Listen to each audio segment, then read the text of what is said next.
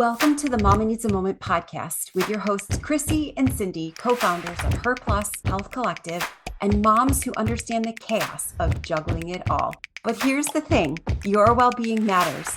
That's why we're on a mission to change the way moms take care of themselves. This season, every episode features a roundtable conversation, bringing together trusted experts from different backgrounds to talk about the topics that matter most to moms, creating space for more collaborative, whole person care. These episodes are short, meaningful, and easy to fit into real life. You'll hear from our HER expert providers sharing expert insight and real-life tips you can use right away. Learn more about them in our free provider directory linked in the show notes. So take a deep breath, grab your coffee, and let's make these moments count. Welcome to Mama Needs a Moment, and welcome to our incredible HER expert providers for another roundtable conversation. This month, we're diving into a topic that so many moms are navigating. It comes up all the time, parenting tweens and teens. New challenges, new strategies, because they are needed at this stage. As our children grow, so does the complexity of parenting. The tween and teen years bring emotional, physical, social, and developmental changes that can leave even the most confident parents wondering if they're doing enough or if they're doing it right. Today, we're going to explore how moms can stay connected while encouraging healthy independence, which is always the goal. We'll talk about communication, puberty, emotional health, executive functioning, boundaries, and the everyday struggles that help families navigate this season with more confidence and less conflict. Before we jump in, we're going to have each of our experts briefly introduce themselves and share the unique perspective that they're bringing to today's conversation. And if you enjoyed today's discussion, remember that every roundtable episode is also available in video format on our YouTube channel. Let's go ahead and kick it off with Gigi. Hi, everybody. So I'm Gigi Miller. I'm a certified neurodiversity coach. And I help teens and adults mainly with executive functioning. A lot of my clients also have ADHD and depression and anxiety. And I love this topic because executive functioning skills are still developing way into their 20s of kids. So parents sort of see different changes and they're wondering what's going on. And so I think it'll be interesting perspective from that point of view. So I'm glad to be here. Thank you. Hi, everyone. I'm Brittany Winslow. I am a pediatric occupational therapist by training, and I'm the CEO and owner of Emerge Pediatric Therapy here in the Triangle. I personally spend a lot of my time these days from the perspective of helping families, kids, whole family systems understand sensory processing, executive function, co-regulation, which I think is going to be a big topic today. There's a lot of co-regulation that we still have to do with our tweens and teens. And I think what probably makes me even more excited about this conversation is I am the mom of 3 girls, and 2 of them are in the tween teen stage right now. So a lot of my work over the last 6 months or so has also been focused on understanding how that shows up in girls with ADHD and how puberty impacts that as well, because there's just not enough research on it. So I'm excited about this conversation today and from here hearing about everyone else's perspectives as well. I'm Jill Triana. I'm a licensed clinical mental health counselor with nearly 25 years of experience, which seems so odd to say. I'm also the founder of Centerline Counseling, where I specialize in working with high-achieving, resourceful, high-capacity women who are anxious and stressed, overwhelmed, burned out. I'm so excited to be here today because I've spent my entire career working almost exclusively with tweens, teen girls, college and young adult women and their families, namely their moms. So this is right up my alley. I also work with women who are managing multiple roles, going through a variety of life transitions and just struggling to balance it all. I work with a lot of moms, though, as they navigate overwhelm and anxiety that goes along with parenting through the teen years. And one thing that I've learned is that parents don't lose influence during the teen years, but they often do lose confidence. And so my work surrounds helping moms understand what's happening developmentally, neurobiologically, so that they can stop second guessing themselves and strengthen their relationship with their child and parent from a place of confidence instead of worry and fear. So I'm excited to have this conversation today. I'm Cassandra Pickett. I'm a licensed marriage and family therapist and mental health coach for women, working on boundaries and overfunctioning so women feel like they're living in alignment with their core value system.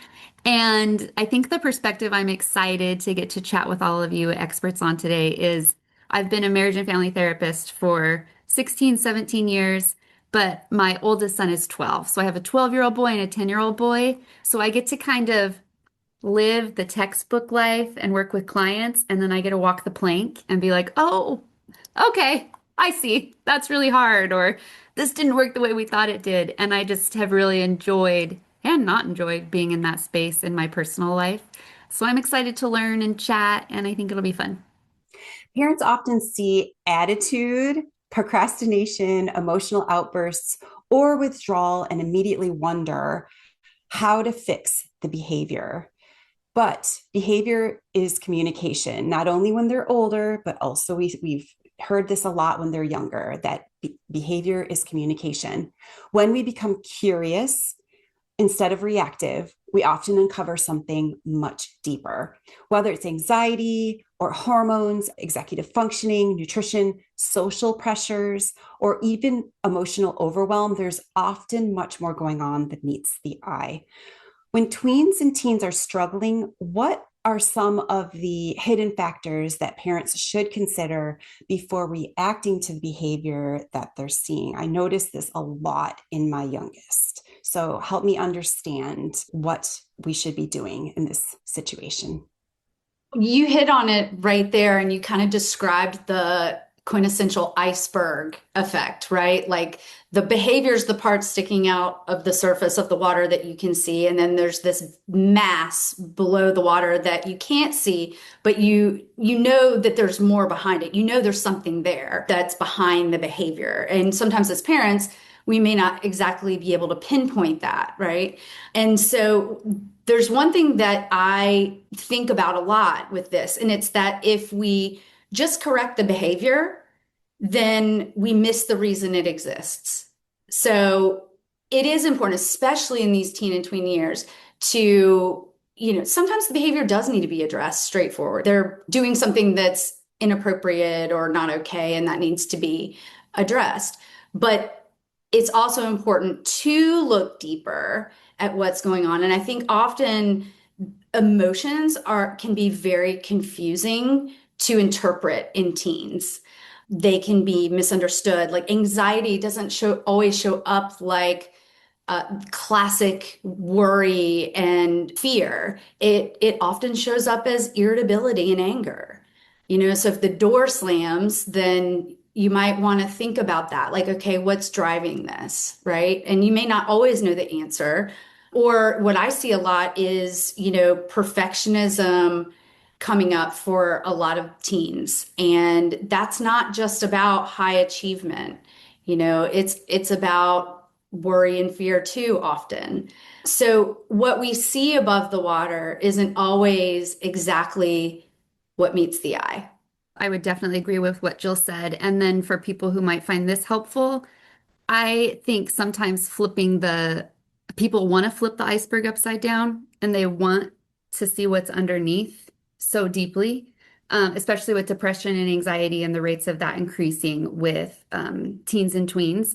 And I always want to start at the root of sleep is the hill to die on, protein, sun, walks, family dinner, reduce screen time, reduce social media, and then let's see what's left over under the iceberg, because a lot of times that's truly what's going on. People are like, no, but we have depression, we have anxiety. And then when they dig into it, they're like, my kid's staying up on their phone till 2 a.m. They're really tired and they're overexposed to peer. They have a high peer orientation.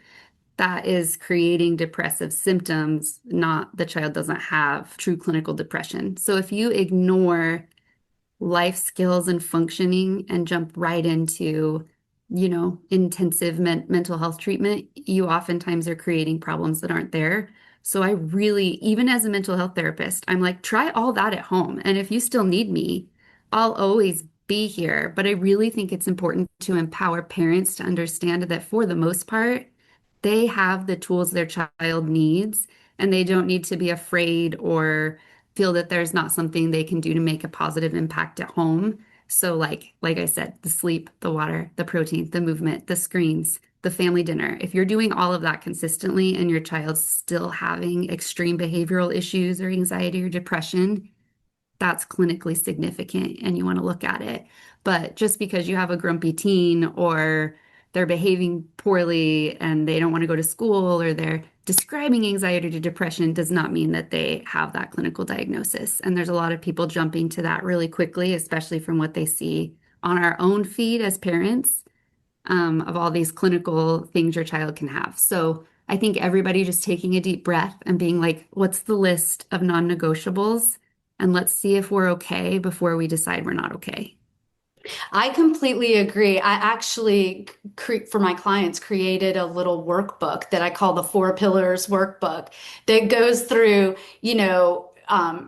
diet or what you consume. So that would include, of course, hydration and meals, but also anything else you consume, media, social media, screen time, all those things. Rest. So of course that's sleep, but it's also like downtime and relaxation time, movement, which speaks for itself, and then connection. So kind of guide, the workbook's sort of designed to guide someone through that thought process so they can do it on their own without my support. And you're exactly right. Like just because you're noticing some troubling, concerning behavior, or you're worried about your teen's mental health, there could be underlying reasons for that. So trying to get to the bottom of that first before, taking another step is wise.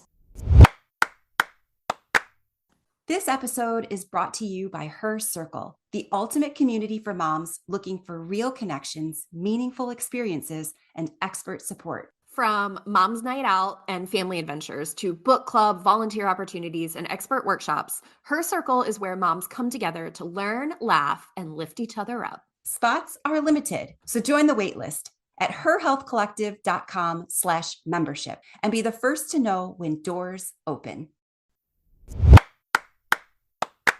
I want your workbook. I have a Teen 10 checklist and I give it to the parents. They call and they're like, oh no, we're having this behavior, we're not going to school. And I'm like, go through my checklist. And they're like, all right, we're not doing 5 of the things on the checklist. And then they call back in a month. They're like, we're okay. I'm like, it's okay. But I just think it's so important to empower parents to not feel like they have to drop kids off to a clinician for their kid to be okay. Yeah. Yeah, and I mentioned kind of in the intro that I have been focusing a lot of my work, and probably, somewhat selfishly, given the stages that my daughters are in right now, but around how like hormones impact girls with ADHD particularly. And it's been also a learning process for myself, being a late diagnosed ADHD woman, was diagnosed in the last year. And so also understanding that when we're seeing like behaviors that kind of come out of left field, or we don't really understand, or why are we being so moody, or whatever those things are, like also knowing that particularly if something like ADHD is at play and we're dealing with, constantly looking for dopamine, when estrogen drops, dopamine also drops. And so when we start to better understand just kind of those other factors that are at play that our bodies are also wrestling with, I think it also helps us to know, not to excuse it, but to also give some more understanding for why sometimes they're easier than others. Because I think we can drive ourselves crazy a little bit, kind of taking data on like, you were just fine this time and now all of a sudden we're not. So looking at those parts of it. And I mean, I've noticed a lot of times there are, girls who are doing just fine, they hit 8 or so, and all of a sudden we're seeing a lot more come up. So whether that's more sensory sensitivities or the perfectionism or, whatever that might be, I think looking at how hormones might be impacting that things can start to change, like as with sensory profiles and all of that when you introduce things like hormones. And as girls get older, like the hyperactivity kind of part does change, but that like inattention, like difficulty to sustain attention doesn't really, like that can also sometimes get worse. So it looks different. So I always come from the place of behaviors communication, understanding what that is. How can we support instead of putting consequences? I think a lot of times we just want to say, like, you have, like, what are you doing? You're having this giant, like, meltdown. I don't understand. Like, get it together. But then looking at, okay, how can I take a step back? How can I understand the factors are at play? What can I kind of take in from this experience? And then in going back to the curiosity piece, right? What can we kind of put together? But even for adults, we're always looking at, like, how do you respond to sensory stimuli? And does that change with your stress or with different, hormonal changes? How are you able to co-regulate through that? How can you self-regulate? And then how does your executive function change? So really just knowing that the behavior, it's been said a couple times already, but the behavior is not always just about the parent. There's a lot of things happening within their bodies that are influencing this and making it harder at certain times, and having some grace for that, and also giving them the understanding of that too, so they don't feel so hard on themselves, because no one likes having a big reaction to something they know is like not really a big deal. There's a lot of guilt and shame that happens with that too. One of my daughters who started ADHD meds thought it was going to like help overnight, and all of a sudden she wasn't going to have these big meltdowns and things that happened. And it's all a process, and having grace and understanding that we're always working through this together with them. I want to jump in behind Brittany in agreement, and I'd be remiss to not say little boys cry so much, and people do not talk about it on social media. So almost every time a boy comes into therapy between the age of 8 and 14, when you're like, hey, how are you? They'll already have tears in their eyes. Like they're already ready to start crying, and they have no idea why, right? And their parents oftentimes are like, should I be concerned? And the kid is like, I'm the only kid that cries. Especially like boys 10 to 13. They're like, nobody cries but me. Baby, you're all crying. Everybody's crying. Everybody cry. They look at their dinner. They're like, I don't know why I'm crying. You ask them to shower. They're like, I don't know why I'm crying. It's really, really, really, really normal. And there's nothing wrong with that. But we socialize little boys not to be emotional. And they get mistreated at school if they're crying. So they try so hard to hide it. And by the time they get to a safe grown-up, they are just like literally holding back tears. So anytime you start talking about something or have a calm nervous system, they usually start just weeping. And it's really, really normal. Testosterone is going up and down. It's jumping around. It's affecting the amygdala, your emotion center, and it's just making things reactive, and it's normal. So if you have a little boy in your life, please, if you see him crying, let him know that all his peers cry too, and it's completely normal and healthy. I'm glad that you just brought up the amygdala because, I do think it's important to acknowledge that emotional center of the brain matures sometimes years before that prefrontal cortex, which is where our emotion regulation skills come from. So they're having these big emotions, but they don't have the skills to manage it very well. And so then they lean into all of these other, not consciously, but they kind of just try to do what's expected of them, and either tamp it down or, I think more and more too, while girls are socialized to, that it's okay to have feelings, I see so often that they feel that they have to be okay. And so they often tamp it down, and they don't allow themselves to, they don't want to be seen as that crazy girl who cries all the time, or, or they're just expected to like have it all together. And that can happen for a variety of reasons. So it can really stem from some perfectionism and people pleasing. Like they don't want to make too many waves or cause an issue. But yeah, there's this disconnect because the brain is developing, and the amygdala and limbic system might be more developed than their ability to manage it. And so that's helpful to keep in mind too. Well, and where little boys I tend to see more likely to cry is the flip side of that is little girls are mean. Yeah. They'll be mean and they'll be like, I'm going to control what you play, what you wear, and Mhm. recognizing that she's not a mean kid. That's her version of crying because she doesn't know what's on the dinner plate, right? So just looking at how we're socializing our kids and the labels we're giving them and getting curious, like we talked about in the last episode, is so important. One thing I tell parents is going back to that word, curiosity opens conversations and judgment shuts them down. So again, everything you said about understanding where things are really come from, what is procrastination, maybe overwhelm, what's anger, maybe shame, withdrawal, that could be pure exhaustion. They're not sleeping. So, again, just kind of staying curious and having these open dialogues with your kids is really important.